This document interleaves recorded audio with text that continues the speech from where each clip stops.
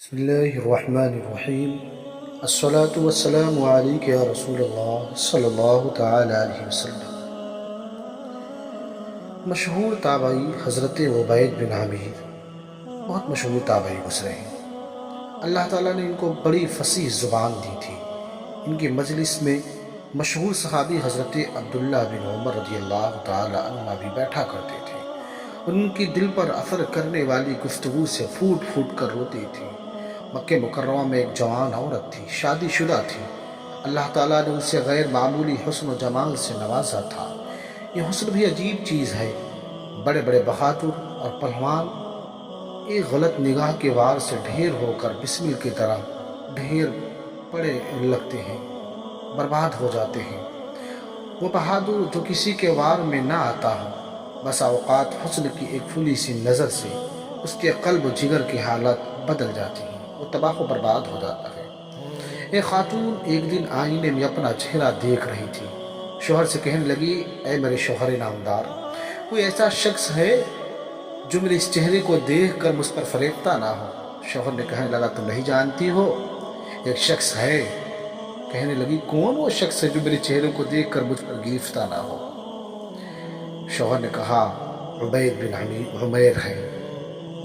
تو اس نے شرارت سوچی، اس نے کہی کہ اچھا، میں عبید بن عمیر کو میں تو آزمانا چاہتی ہوں۔ وہ حضرت عبید سے کے پاس جانے کی سوچتی ہے، اپنے شوہر سے کہتی ہے، آپ مجھے اجازت دیں، میں ابھی اسیر محبت اسے بنا کر آتی ہوں۔ شوہر نے کہا، اجازت ہے، جاؤ۔ وہ عبید بن عمیر کے پاس آئی۔ اس نے کہا، مجھے آپ سے تنہائی میں بات کرنی۔ حضرت عبید درس دے رہے ہیں، حرم شریف میں ہے، ایک ضروری مسئلہ پوچھنا ہے۔ حضرت عبید بن عامر مسجد حرام کے ایک گوشے میں اس کے ساتھ الگ کھڑے ہو گئے تو اس نے اپنے چہرے سے حجاب سرکایا اور اس کا چاند جیسا چہرہ قیامت ڈھانے لگا۔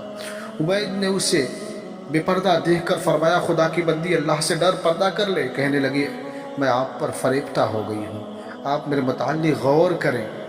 اس نے اشارہ کیا کہ آپ دعوت گناہ کی طرف حضرت عبید کو اس نے اشارہ کیا کہ آپ میرے ساتھ غلط کام کریں۔ حضرت عبید بن عمیر اس کے جھانسے میں آنے والے کہا تھے، وہ اللہ کا نیک بندہ۔ انہوں نے کہا کہ میں تم سے چند سوال کرتا ہوں، اگر ان سوالوں کا جواب تم دے دیتی ہو تو میں راضی ہوں، جو تم چاہو کرو۔ اللہ اکبر۔ فرمایا، یہ بتاؤ، اگر موت کا فرشتہ تیری روح قبض کرنے آ جائے، اس وقت تجھے یہ گناہ اچھا لگے گا؟ کہنے لگی، نہیں، ہرگز نہیں لگے گا۔ فرمایا، کوئی لوگوں کو ان کے اعمال نامے دیے جا رہے ہوں اور تجھے اپنے اعمال نامے کے متعلق معلوم نہ ہو کہ دائیں ہاتھ میں ملے گا یا بائیں ہاتھ میں، اس وقت تجھے یہ گناہ اچھا لگے گا؟ کہنے لگی، ہرگز نہیں۔ فرمایا، اللہ کے سامنے اپنے اعمال کے سوال و جواب کے لیے جس وقت تو کھڑی ہو، اس وقت اس گناہ میں تجھے رغبت ہوگی؟ کہنے لگی، ہرگز نہیں۔ اس کے بعد اسے مخاطب کر کے فرمایا، اللہ کی بندی، ذرا سوچو تو صحیح، اللہ نے تجھے بڑا انعام احسان سے نوازا ہے، اللہ نے تمہیں یہ حسن دیا ہے، لہذا اس کا شکر ادا کر، اس کی نافرمانی نہ کر۔ چنانچہ وہ بہت گھبرائی ہوئی۔ یہ بات سننے کے بعد اس کے قلب پہ یہ بات بہت اثر ہوئی، وہ گھبرا گئی اور خوف الہی سے لرزنے لگی۔ گھر دوڑ کر لوٹتی ہے گھر۔ اس کے دل کی کائنات بدل چکی تھی، دنیاوی لذت اور شوخیاں اب اس سے بے حقیقت معلوم ہونے لگی۔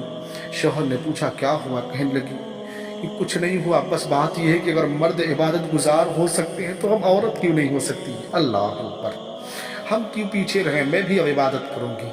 اب وہ اس کی دنیا ہی بدل چکی تھی، وہ نماز روزہ عبادت میں رہنے لگی۔ اب وہ عابدہ زاہدہ پرہیزگار خاتون بن گئی۔ اس کا شوہر جو شریر شوہر تھا، اس نے کہا، ہائے افسوس، میں نے اپنی بیوی کو عبید کے پاس بھیجا تھا اسے فریفتہ کرنے کے لیے، مگر اس نے تو میری بیوی کو معاذ اللہ بگاڑ دیا۔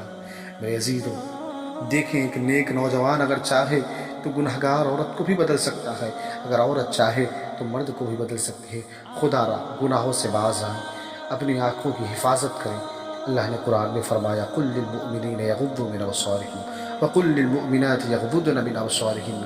اے محبوب، مسلمان مردوں سے فرما دو وہ جب چلیں تو اپنی نگاہیں نیچی کر کے چلیں، اور مسلمان عورتوں سے فرما دو جب وہ چلیں تو اپنی نگاہیں نیچی کر کے چلیں۔